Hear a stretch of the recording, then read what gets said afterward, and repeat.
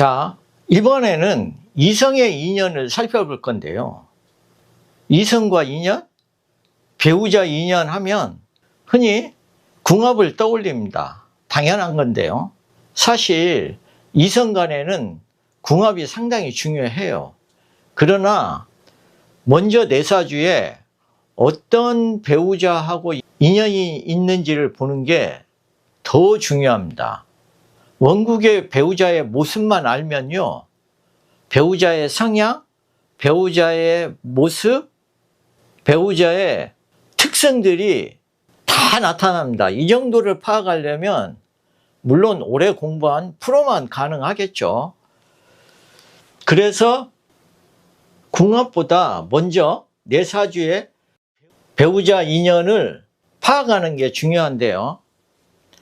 자, 이 사주로 배우자 인연을 잠깐 설명을 해보겠습니다.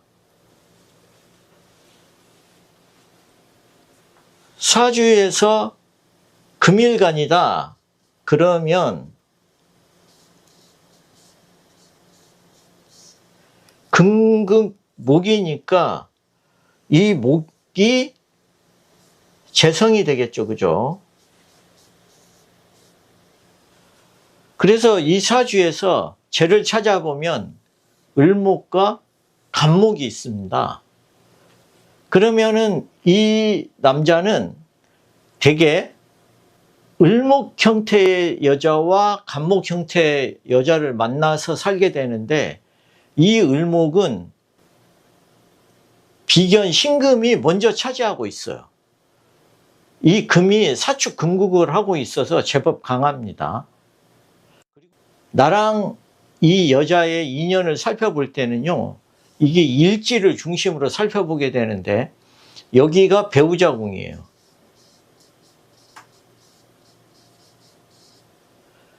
그런데 여기랑 여기 을목과는 충미충이 돼서 안방으로 들어오질 못해요. 그러니까 이 여자랑은 인연이 없다는 걸 알 수 있어요. 그리고 이 여자를 만나도 반드시 헤어지게 되는데, 실제로 이분은 어린 나이에 결혼하려고 한 여자가 있었어요. 그 여성은 임신까지 했었는데, 그러니까 남자는 더 결혼할 생각을 했겠죠. 그런데 그 여자가 아이를 지우고 다른 남자한테 가버렸습니다. 그러니까 이 을목은 나랑 인연이 끊어진 거죠. 그래서 이제 시에 있는 이 간목 여성과 살아야 돼요. 그런데 이 간목은 원래 큰 나무인데, 이 큰 나무가 4월에 태어났으면 한여름에 태어난 거예요. 그리고 사오미 화국이 되니까 엄청 조열한 땅에서 자라고 있는 나무 같아요. 이렇게 물도 없는 땅에서 자라는 이 나무는 고목으로 볼 수 있어요. 그러면은, 아, 여자가 나이가 많겠구나. 또는 고목은 건강 상태가 불량하니까, 아, 건강이 좋지 않겠구나. 이렇게 두 가지를 추론을 해야 되는 거예요. 그런데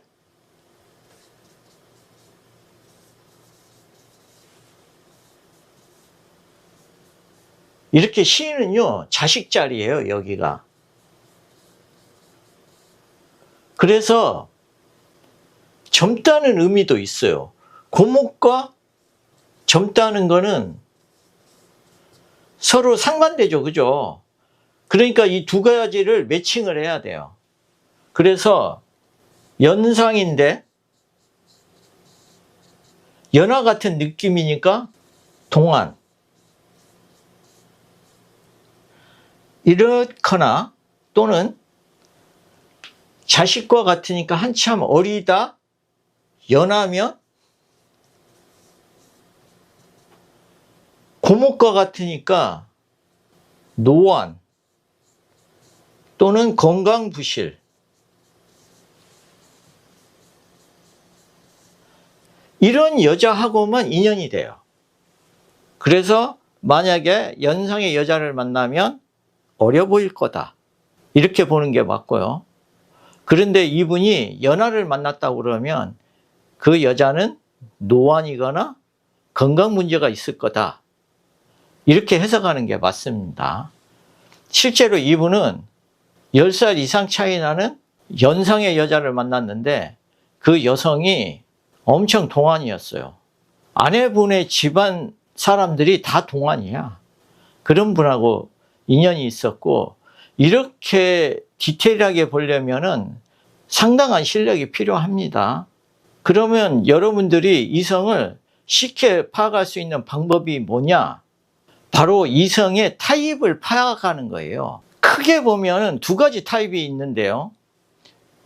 내가 사랑하는 사람을 선택하는 타입이 있고, 또 나를 사랑하는 사람을 선택하는 타입이 있어요. 이 둘 중에 자기 사주에 맞는 타입만 만나도요, 이성의 성공 확률이 절반 이상으로 높아집니다. 그러면 구체적으로 어떻게 보는지 살펴보도록 하겠습니다. 먼저 남자의 이성운을 살펴보면요, 남자는 재성이 배우자예요.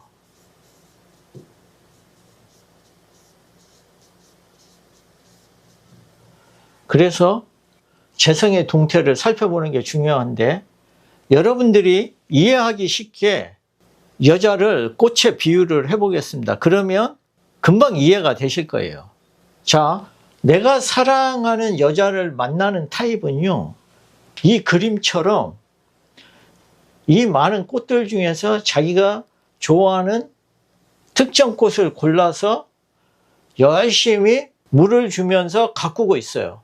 이 그림처럼 남자가 땀을 흘려가면서 열심히 물을 주고 있죠.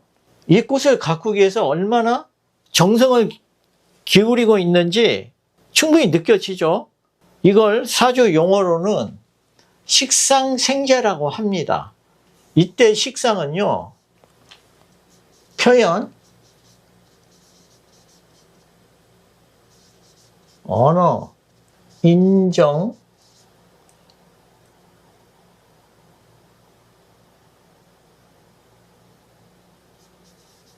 봉사, 희생, 서비스, 이런 거예요. 그러니까 여자한테 대할 때 엄청 매너가 좋아요. 이 그림만 봐도 얼마나 여자를 위해서 애를 쓰고 있는가가 딱 보이죠, 그죠? 그리고 상냥하고 말을 예쁘게 잘하니까 여자들한테 인기가 많습니다. 특히 여자의 마음을 잘 읽기 때문에 인기가 많습니다. 단점으로는 사주에 제가 이렇게 하나만 있는 게 아니라 여러 개 존재를 하면 다른 꽃들에게도 물을 주러 다니기 때문에 바람둥이가 될 소지가 매우 많죠. 문제는 식상은 있는데 재가 없는 경우예요. 자, 식상은 있는데 무재, 재가 없을 때 어떤 문제점이 있냐면은, 식상이 물이죠. 재가 꽃이고, 물통은 들었는데 어떤 꽃에 물을 줘야 되는지를 잘 몰라요. 그러니까 이런 사람들은 물 배달 사고가 잘 납니다. 예를 들어 물을 들고 여자친구한테 물 주러 나섰다가 가는 도중에 다른 꽃들이 저도 물 주세요, 저도 물 주세요 이러면은 또 인정이 많아가지고 또 한 모금씩 줘요. 그러다 보면 정작 여자친구는 마실 물이 없어서 엄청 혼나죠. 자, 이 식상생재와 비교를 해보세요. 이 식상생재는 이 많은 꽃들 중에서 자기가 마음에 드는 특정한 꽃을 딱 골라서 땀을 흘려가면서 열심히 물을 주잖아요. 정성껏 가꾸는 모습이 딱 느껴지죠. 그래서 이런 분들은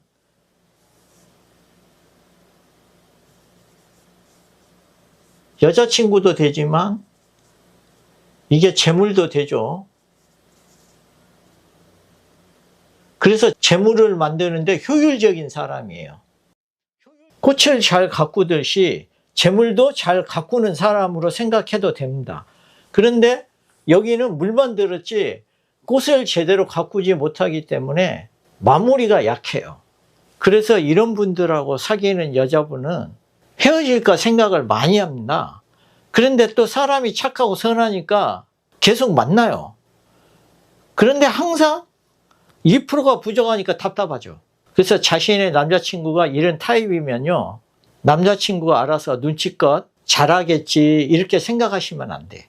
만약 본인이 받고 싶은 어떤 선물이 있다 그러면 자존심이 상해도요, 구체적으로 직접 얘기를 해야 목적을 달성할 수 있습니다. 그러면 이제 식상생계와 달리, 자, 나를 사랑하는 여자를 만나는 타입은 이렇게 꽃에는 물질 생각이 없고 꽃이 들어와서 자기 영역을 아름답게 만들어 주기를 바래요. 그러니까 자기는 소파에 한량처럼 누워서 이렇게 쉬고 있고, 여성은 땀을 뻘뻘 흘리면서 정원을 가꾸고 있죠. 그러니까 내가 물을 주지 않아도 꽃 스스로가 아름다워지는, 내가 물을 줄 필요가 없는 그런 여자를 바라는 타입이죠. 그걸 사주 용어로는 재생관이라고 하는데, 쟤는 아내, 여자친구죠. 그리고 관은요, 나의 명예, 성공, 체면, 사회적 위신,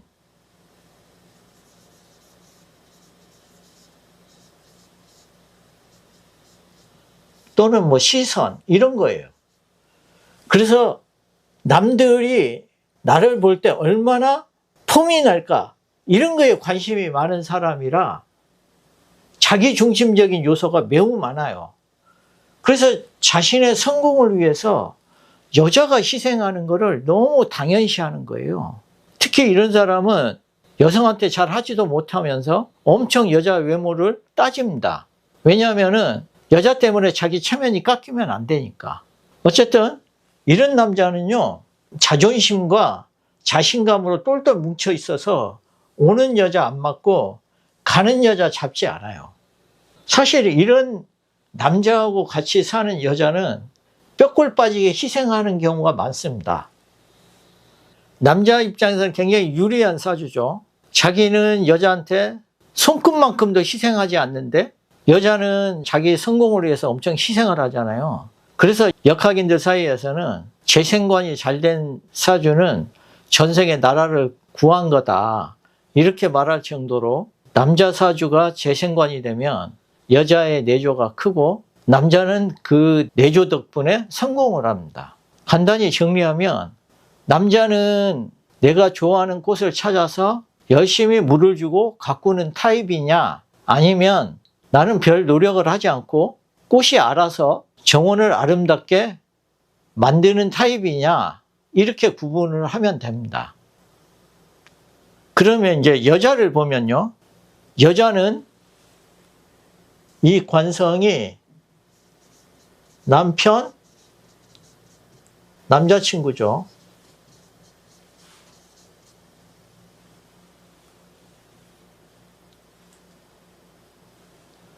그러면 이 남자를 나비에 비유를 하면요,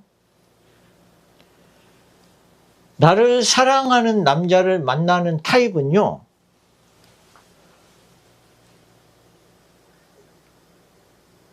이렇게 나비가 좋아할 만한 꽃을 들고 나비가 날아오기를 기다리는 거예요.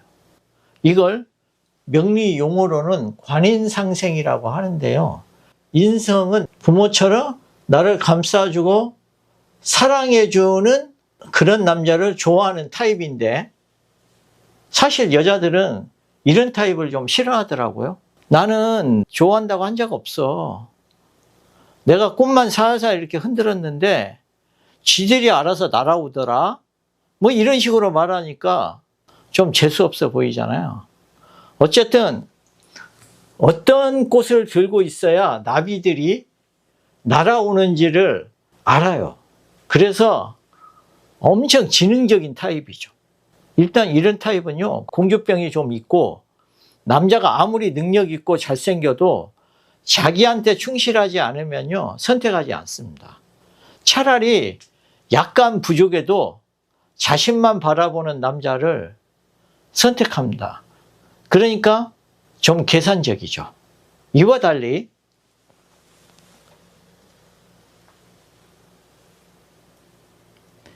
내가 사랑하는 남자를 만나는 타입은요, 내가 좋아하는 나비를 직접 찾아다녀요.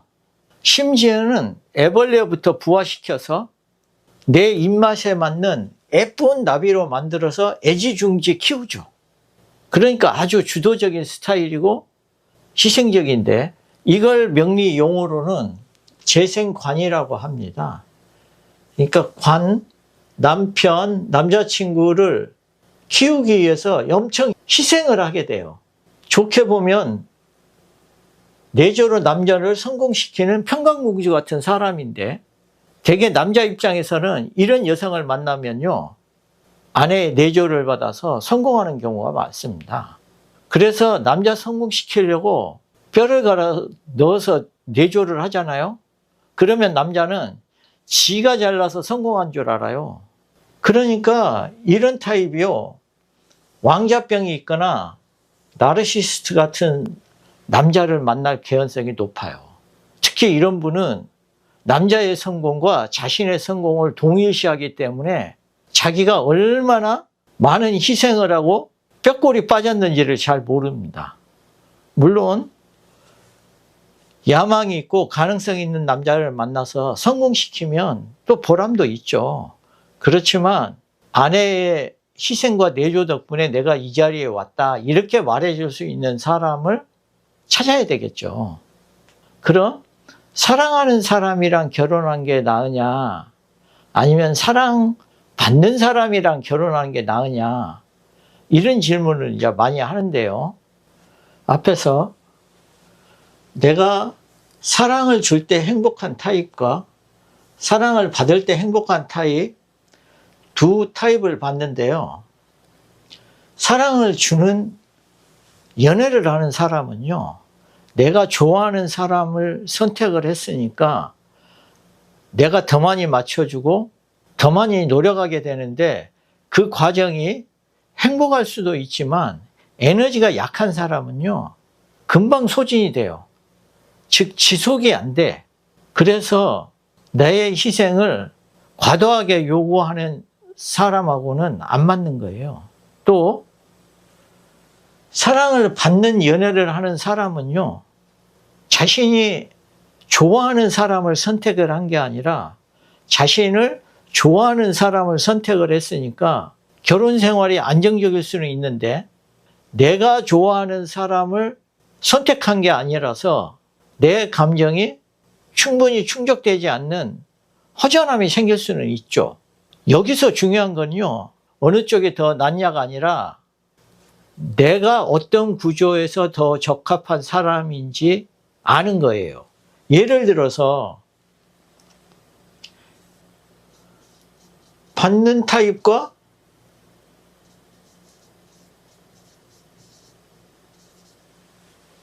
받는 타입이 만나는 경우,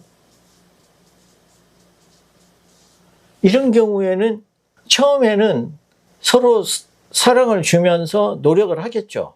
그런데 원래 타고난 사주가 사랑을 받을 때 에너지가 충족되기 때문에 오래 갈 수가 없어요. 그리고 주는 타입과 주는 타입이 만나면 이 두 타입이 만나면은 잘 살 것 같은데, 이 두 타입도 서로 갈등 구조가 있어요. 왜냐하면은 주는 타입의 남자는 되게 가정적이에요. 그래서 사회적 성공보다는 개인의 워라밸이나 가정의 행복을 중시하는데, 여성의 주는 타입은 이게 재생관이죠. 이런 여성은요, 야망이 큰 남자를 좋아해. 사회적으로 성공한 사람을 선호해요. 그러니까 서로 주는 연애를 하고 자기가 좋아하는 타입을 선호하는 사람이지만 이런 타입이 만나면 서로 안 맞아요. 왜냐하면 이런 여성은 가정적이고 꿈이 없는 남자를 싫어하거든. 그래서 주는 타입이 항상 안 맞다는 게 아니에요. 이런 성향을 가지는 주는 타입은 서로 안 맞는다는 거죠. 서로 배려하고 그 배려를 고맙게 생각하는 관계들이면은 문제는 없어요. 그래서 이제 가장 잘 맞는 타입은 당연히 주는 타입과 받는 타입이 서로 좀 잘 맞겠죠. 그죠? 여자는 재생관을 하는데 남자는 그 재생관을 당연하게 여기는 사람. 이것도 맞아요. 또 남자가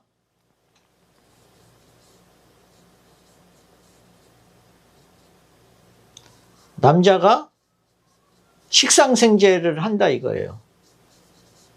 그래서 여성한테 매너 있게 또 여성한테 희생봉사 서비스 마인드가 좋아서 여자한테 잘하는데 여자는 관인상생이야.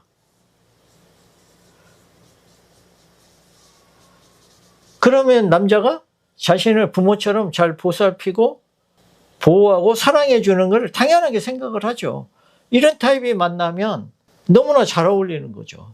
그렇기 때문에 사랑이 주는 게 좋냐, 사랑을 받는 게 좋냐, 이게 아니라 내가 어떤 구조에 더 적합한 사람인지 알고 그 구조에 맞는 사람을 선택해야 관계가 오래 갈 수 있습니다. 자,